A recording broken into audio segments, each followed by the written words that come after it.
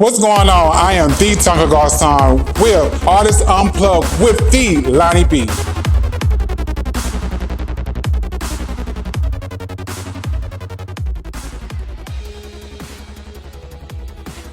Hey, what's up? It's your Judy on Duty, Lonnie Bee, and I am here with another episode of Artist Unplugged. And today I have a very special guest, and I'm so excited, as you can see. Y'all put your hands together for Tonka Garcon. Hey, what's going on? It's bad. Yes, I am so excited. Tonka got a lot going on, and we're going to get into it. First of all, Tonka, you look amazing. Thank you so much. You look so good. Thank you. Yeah, so can you tell us a little bit about your weight loss journey? Okay, so it's been a journey actually. Okay. But I decided to make a decision January 28, 2023. My first consultation once I got that good insurance for my job. Went through a whole 6 months process just to lose 50 pounds on my own. Okay. In order to get approved for weight loss surgery. Oh, okay. So you had weight loss surgery. Yes, I had a Sadie switch bypass. So for the girls who don't know, I'm gonna say gastric, but it's Sadie switch bypass. Okay. So I had that. So what's that? Tell us about that. So it's basically, I'm gonna say gastric bypass because they cut your stomach and then they cut your intestines and move the bowel tract. Oh. But it's different stages when it comes to the bypass. Okay. So I got the Sadie switch, so I only have one bowel tract and my small intestines cut just a couple inches less than the gastric and the duodenal. Okay. So it's a lot for the girls, but trust and believe me, that's the safest ones. I ain't had no issues, no nothing. Okay. So I had that surgery August 11th, 2023, and I had skin removal surgery 2 months ago. Skin removing surgery? Yes, I had my chest and my stomach. Oh, okay. So wow. Yeah. Was you on bed rest after that? Or was you up and moving? Sure. Both the procedures were outpatient, so it was kind of like just taking time, healing. But the weight loss surgery, child, I had to walk that gas out. You did? They pumped me with a lot of air, baby. I had to walk that gas out, so I wouldn't move. Yes. And plus, I'm a fast healer, so yes, I wasn't trying to sit down for long. Okay. So what drove you to get surgery? Honestly, as in many years, I have built myself up far as the confidence and like just being this proud big boy, like just pushing like limits and everything. I always felt small. Okay. I always felt like I wasn't destined to be big. Okay. Because I was developing health issues. I was looking at my family, like it was just like different things was sparking. I'm just like, I don't feel comfortable with that. And so I also too was an emotional eater. Okay. So I was eating a lot of my feelings because I grew up, in a black household, you don't speak on certain things. Yes. So I was eating a lot of my feelings. Yes. A lot of that weight came from there because I couldn't really fully be myself, like the judgment and all that. So I was eating it up because for the sake of family, to be honest. And I just said, I gotta do what's best for me. I want to get married one day. Yes. I want to be able to wear things. I want to live. Right. And how can I not do the things I want to do and I'm just making myself sick? Right. So you did this more so for you, not for other people. Not for other people. It's and I know I'm trying to put this on her, but my grandmother was always in the back of my head. Okay. Because she had good intentions, but you know how the Southern parents are. Yes. Their delivery can be, what it is. Right. And it's kind of like, dang, you picking on me, but it concentrated back in my head like I was losing weight for her, and that's why I kind of stopped. Whoa. So I was like, well, I'm just gonna live for myself. Right. I had to separate that and turn it to, okay, I see where she was going, but I'm gonna make it for me this time. Yes. So that's why I said, finally, fuck it, I'm gonna do it for me. Right. So do you work out and have your eating habits change? Child, I have not lifted not one weight. Really? And my eating habits has changed. Okay. Because I changed them before the surgery just to lose the 50 pounds so I can get accustomed to. Okay, I see what you're saying. I went ahead and did it. A lot of people just wait, but I went ahead and did it. So my eating habits have changed. I was able to drop weight without doing all that cardio because I never wanted to be skinny. Yes. I still want to have that thick built, right, like a linebacker. Yes. I used to play football. So I still want to have that built. But I get to lifting weights once I have one more procedure. I want to have one more procedure, and then What's the procedure you want to have next? Get these back wings gone. Oh, I didn't even notice them. I didn't even notice them. Yeah. Well, they here, baby. Okay, so you gonna get your arms done. Yeah. And what's that called? It's just skin removal. So for, I guess, glamorous terms, arm lift. Oh, arm lift. Yes. Oh, okay. Yes, I'm learning something. Thank you, Tonka. Yes. Look. So have this weight loss, how did it play with your mental health? Mentally, so with a psychologist, because you gotta get a clearance from a psychologist water.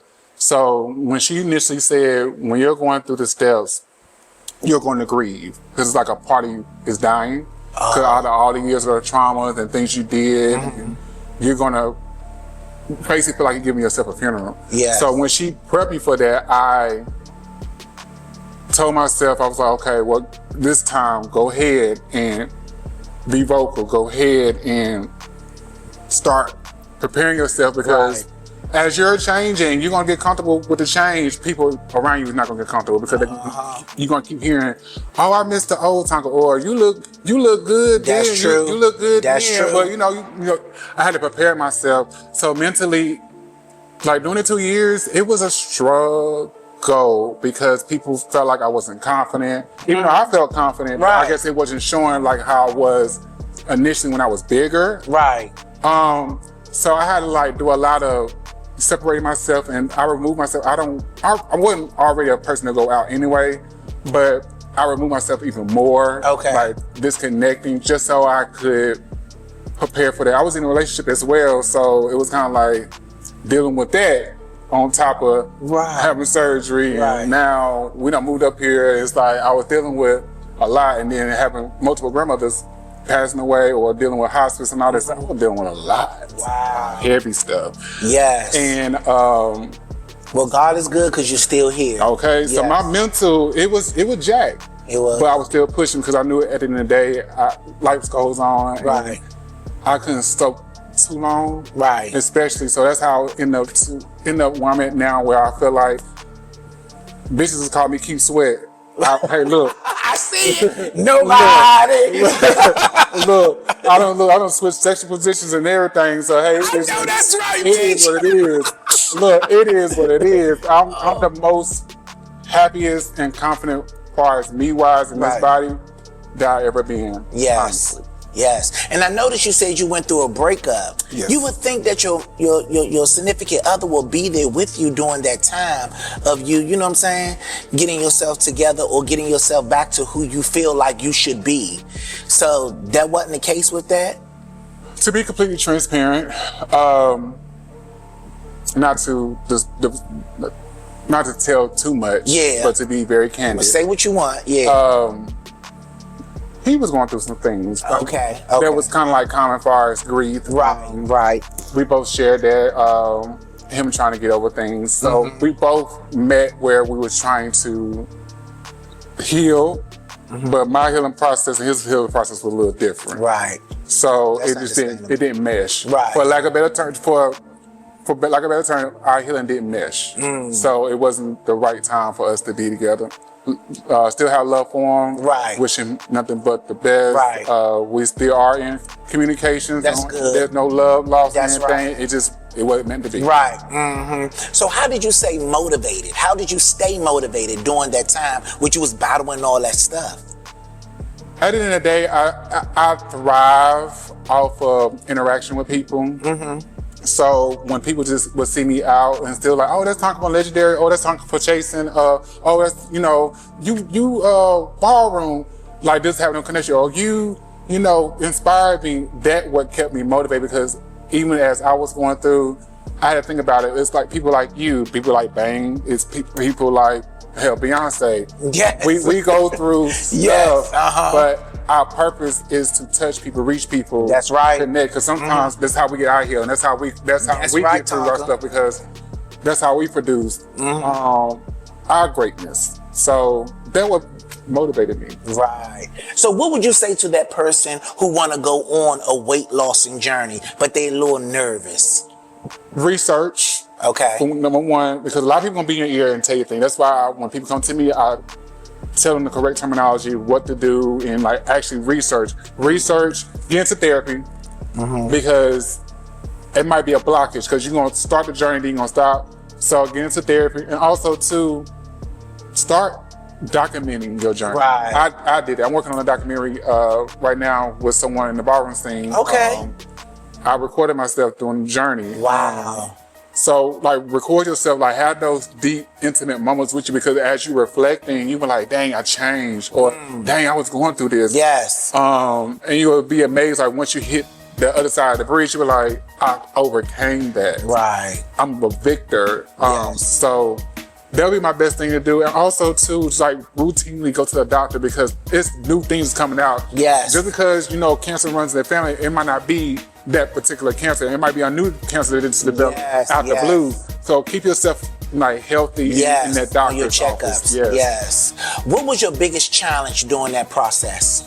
My biggest challenge, not being able to drink like I want to. Baby. Like alcohol? Alcohol, soda, juice, bitch. I go just check a love. But I gotta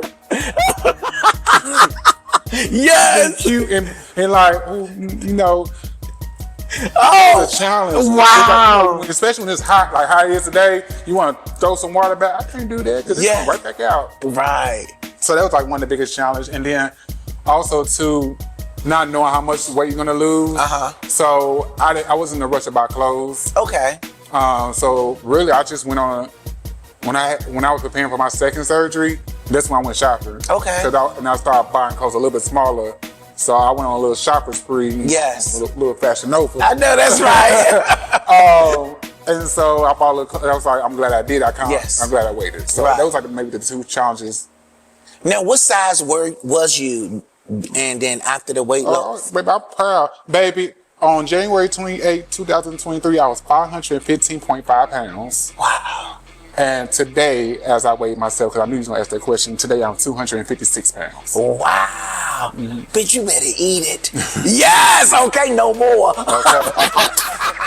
Yes. You look good. That is amazing. And it's a glow with you. I can tell you love who you are. Yes. That's amazing. I do. Yes. Now, for those of you that don't know, Tonka got a book. Baby, Tonka got a book. Yes, and it's called Real, Raw, and Reclaimed. He wrote a book. Yes. Tonka, let me hold on to that book real quick. And let me let you know, I got my copy. Okay, I got my copy. And bitch, I'm not one who writes stuff. I actually do the work, so you got the one I'm actually working in as well. Okay, yes. You holding that one too, so you can diverse. Yes. Too. So it's like I would consider this like a work diary. It's like, I feel like that it's like a diary that you write in, you take notes, and you actually read what Tonka wrote in the book, and it helps you with your living and things like that. Tonka, what inspired you to do this book? This was a good idea. Thank you. This was a really good idea. What inspired you to do this? Once I got off of Legendary 2021, that's when we did it. I was trying to feel like, what can I contribute? Because I know that body positivity, you know, you're an inspiration because of your size. I was like, what product can I put out there that can reach not just people who are big, small, going through gender identity, sexual identity, traumas, and all that. Like, what can I do to do that? And it's been a long time, but that great woman of mine who passed away back here in May. My great grandmother Nellie Lynch. Okay. Was the push to finally say, as I was recovering from surgery, she was that push to finally just sit down and focus, and I knocked it out in less than 2 weeks. Wow. Like, I took everything I had, I put it all together, and I just knocked it out. I was like, what I wanted to do, I wanted to be direct to the point. I didn't want to be alone, drawn out. You just see these words. I was like, no, bitch. I wanted to feel like they talking to me or their friends or to themselves.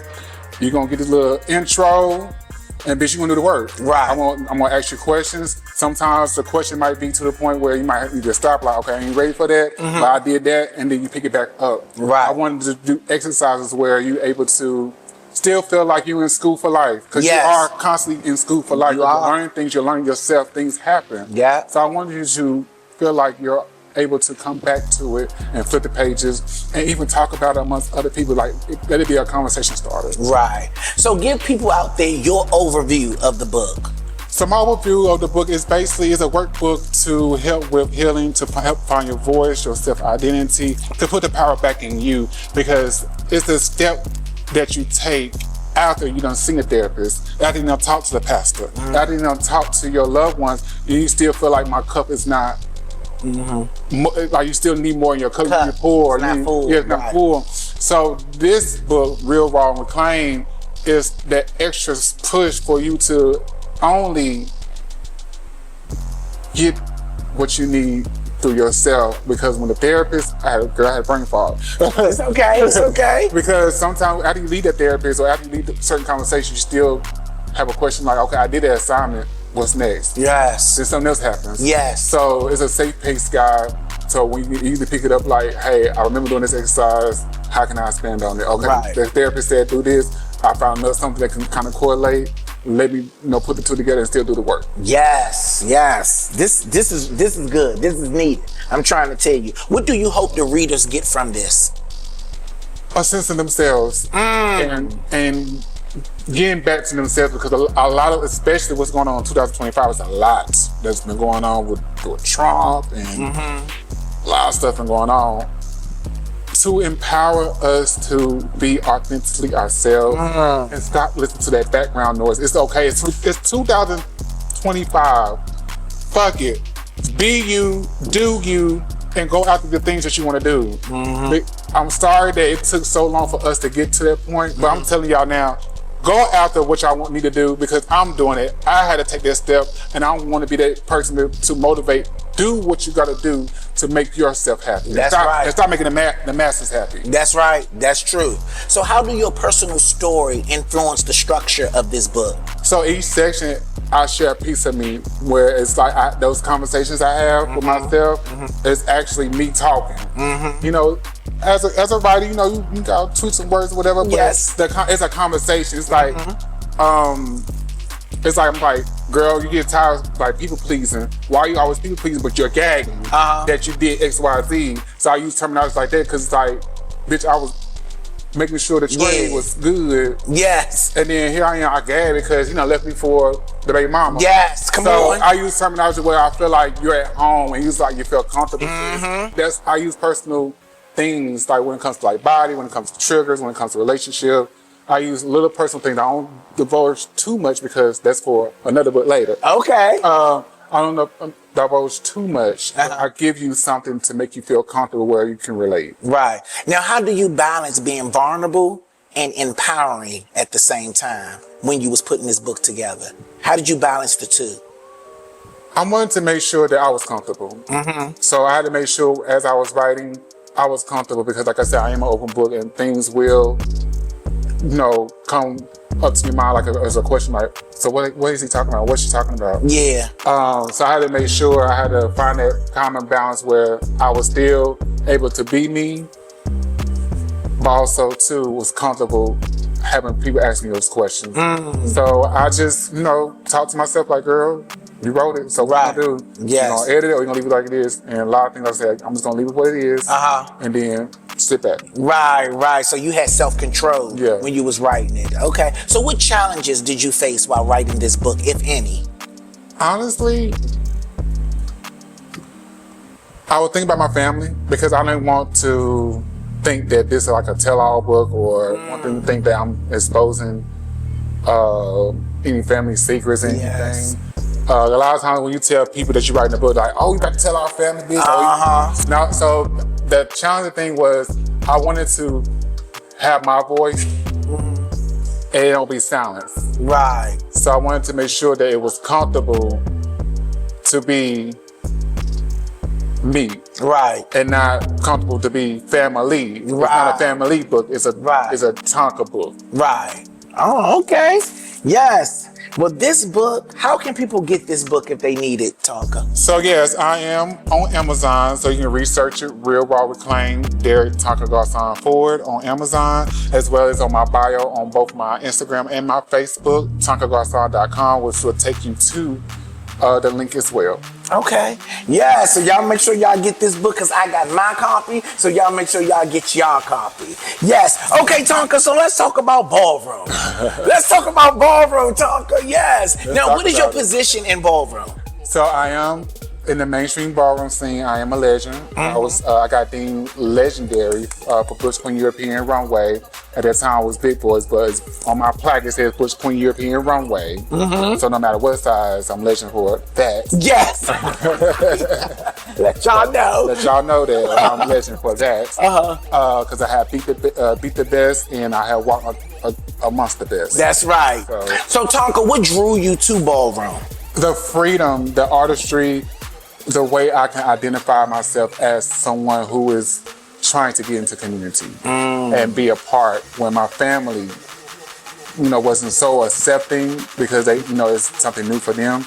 So as a person who was doing collegiate modeling at North Carolina State University and St. Augustine University, and was doing different productions like acting out at, I looked at the ballroom as my adult way of still continue to be a part, and like it was on a bigger scale. It was like, oh, this is like the gay Olympics, like the gay Grammys. Yeah. Oh, so I wanted to be a part, and I instantly went in like researching, and like I want to surpass the person who's walking my category or be amongst their names. Right. So it was like kind of like a thing where I wanted to be a part and like my name, and I did. Right. What's your most memorable moment in Ballroom for you? Wow. I was still stand 10 toes behind this. When I was a big boy, before I became legend, I have battled the legendary, who's an icon now, Japan, 007. Okay. Japan, New York, known as one of the best thing walking up and down the East Coast. And it was one night at the Aftermath. We met in Philly. It was after the Live In Ball. And we walked. Mind you, I was so zoned out, I didn't know who I was walking against. Right. And she came and approached me. I ended up winning. She came and approached me. She's like, no big boy has ever beat me. I am the legendary Japan. At the time, she was been throughout Japan. And, you beat me. And I was looking like, you're Japan? Oh my God. I was like, I didn't ring it. So that was the biggest moment for us, runway wise. But of course, me being on Legendary and showcasing who I am as a person, as well as being a member of the House of Garçon, was definitely the top. Yeah. So how many years have you been in Ballroom, and what year did you come in? I came into Ballroom 2012. Girl, what? 2012. 2012. Started in North Carolina. That's why I'm from, and went to college. Started and I moved to Alabama for grad school in 2016. 2016 I took off. Just took off. So while I was in North Carolina for those 4 years, I would walk here and there. Houses would be interested, but I never got solidified in the house. So I just used all that time to finish school. And once I hit Alabama, and once I found out I had a scene down there, walked a couple of times, ended up joining the House of Garçon, MOK weekend of 2016, and that was all she wrote. Yes. How has the Ballroom community add to who you are as a person? It adds to me as a person because I get to be around people who experience similar things as me, who wants to be a part, who wants to create, who wants to be around. Ballroom keeps me alive, honestly, because I am an artist and I'm sensitive about my shit. Yes! And I get to be around people who love to do the thing. So that's what keeps me in Ballroom. And also too, I'm nurturing, so I can help the ones that's coming before me. I said before me, child, hold on. After you. Okay, that's coming after me. Right. That's coming after me, and be a mentor and be a mother in a sense, and guide them through Ballroom. Right. So let me ask you this, because I had a couple of people on here from the Ballroom scene, and first of all, let me say, I love the fact how each one of you guys said Ballroom is a part of you, it motivates you, it helped you, it was just all positive things. But I want to ask you this that I asked a lot of them. I want to know, do you appreciate what Ballroom is now, or did you enjoy it more when it was underground? I want to say I never got a chance to experience the underground. Oh, okay. During that time frame. I want to say it was coming a little bit more into mainstream once Vogue Evolution and the girls was getting booked with celebrities. I feel like I came in the beginning part of that when it was coming like more prone, like more accessible, and the agency was giving it was multiple agencies now pouring into ballrooms. So I came like right when it was getting more mainstream. I remember the first bar I attended actually started at 3 o'clock in the morning, so I did get to experience that. So, and leaving out, coming home about 12 or 1 o'clock in the afternoon. Yes. So I did get to experience that in my early stages. But doing my research, because of course, the number one thing you should watch is Paris is Burning. So of course I watched Paris is Burning. Right. So if I had to, I like when ballroom was underground because it was more sacred and it was valued. Although I do appreciate ballroom being mainstream, it's oversaturated because the ones that's coming after us feel like they can just hop in the microwave and it's accessible and automatically, and they don't want to do the work because they already feel like the work should be already given to them. I don't gotta do all that. So I feel like if I had to, I'm in the middle, but I do appreciate the undergroundness of ballroom.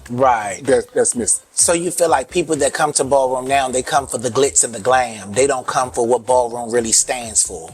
It's at the end of the day, it's a competition. Ballroom, you are there to compete because at the end of the day, you don't know who needs the money, who needs the recognition. It's a need. It's a thirst. It's a want because you want to feel like I need this. I gotta have it.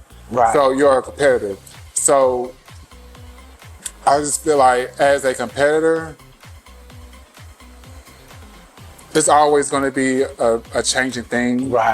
And people look over the ballroom for family. I will say the family dynamic is different from back in the day. It's different because you are competing and it's more accessible and it's high grand prizes. And moments have been made on top of moments on top of moments. So it's kind of like you're competing to make the biggest moment. So it's ballroom is child. I love it. You gotta love it. Yes. So what would you say to that person who's looking to get into ballroom? Once again, do your research. Don't be so quick to jump out there. Know who you are first. If you don't know who you are easy to change and you are easy to be hurt. I would say that because you already got your expectation up and you're expecting. Do your research, know who you are, and also too, just attend a couple of balls and just like walk around. You ain't gotta be in a rush to thought, oh, I saw you on TV, let me feel this person out, fill them out and all that. Just fill them out because a lot of times, my approach might be a little different, but you might say, oh, I met so-and-so and that person just to tear me away from ballroom because of that interaction, and not everybody's like that. Just know that everybody's different, and everybody, we all have similarities, but everybody's different, and our story and backgrounds might be similar, but we're also different. So just do your research. Now, where you from and spend most of your childhood at? Baby, I'm on Southern Beverly Hills. I'm from North Carolina, Concord to be exact, 10 minutes away from Charlotte. Yes. So how was it growing up as a homosexual male there? A heterosexual male? Maybe I was in the church. I did everything. I don't want different writing contests. Was in the choir. I never came out while I was going through my years of growing up. I came out officially when I was 21 in college. Wow. And I was away. What was the reason for that, Tonka? For one, I was just still trying to figure out, like, do I really want to live this lifestyle? I know I like men. I knew that when I was young. I knew I liked men. I didn't know at that time, I was in a small city, like what was out there for me. And all I knew was family. So I'm already witnessing, as in the Southern Black family, you're witnessing your aunts and uncles or cousins or whatever getting judgment for just simply walking across the street. Wow. You know, or simply not paying a bill on time, so you already get it. So here I am. Hey, I'm gay. Yeah. And like, how y'all gonna treat me? So that's why I kept it in for so long, and I just basically just did what I needed to do just to get by. But if it wasn't for my friend who was roommates at the time, Okay. she felt comfortable having a conversation with one of her friends from back home. We all went to high school together. And at that time, I was trying to pledge. Yes. And she asked her homegirl, like, I don't know how Tonka is gonna do X, Y, Z because, you know, he's gay. And it got back to me in a messy way. And when it got back to me, I instantly called my mom because my friend, who was my roommate, our parents knew each other. Right, okay. So I'm pretty sure, you know, it probably had reached my mom. So I went ahead and made that phone call like, Mom, I don't know what she know, who she don't know talk to. I just know a couple of people I know that was in that circle that she talked to that I went to school with. So let me just go ahead and let you know, like, hey, this is what happened. I was pissed. And my mama said, I always knew. Well, hell, you always knew. I should have been came out. You should have been made me feel comfortable then. That's the case. They always knew, Tonka. Well, I'm just like, oh, damn. And ever since then, I just said, you know what, fuck it. I ain't got to explain So shit to your nobody. mom, so your mom was the one who knocked the hinges off the door, and then you just ran with it and just let everybody know, this is who I am, accept it or leave it. Exactly. Yes. And then I ain't got to be around. Right. And that's exactly how I move. I know that's right, Tonka. Yes. So is there anything that you would have told your younger self So I would have as being an adult? I would have told my younger self, get out your head. And you have always been fab. So continue, don't hide your talent. You are talented. You can sing, you can dance your ass off, you can draw your ass off. I know that's right. You are one of the best. Don't let your family suppress you. What has been the most rewarding thing about your journey so far? The most rewarding thing for me so far is being able to talk to people like you. And T.S. Madison. Yes, that's my girl. And Big Sexy. Yes. Like people, like just people who know, have a good energy. Yes, have a familiarity of growing up like me. Right. And pushing and not taking no for an answer and just going for the stars. That's my drive. That's my heart. That's where I'm at. What's your future goal for you personally and professionally?